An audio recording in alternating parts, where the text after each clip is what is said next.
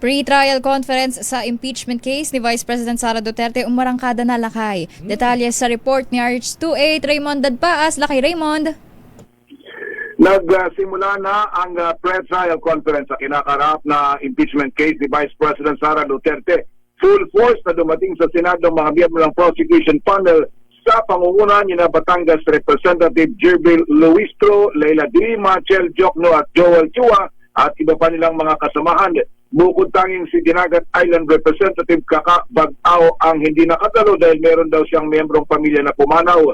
Kasama nila ang kanilang mga private prosecutors sa pangunguna ni na Attorney Lorna Kapunan at mga abogado mula sa PECA Barolo Office. Dumating din ang panig ng defense na sila naman ang magtatanggol kay VP Sara Duterte.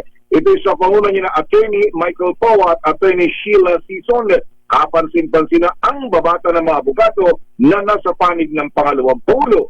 Ayon kay Attorney Renato Bantog Jr. National Senate Secretary at magsisilbing clerk of court sa impeachment trial, ang pre-trial conference ngayon ay alinsunod sa sinusunod na impeachment calendar.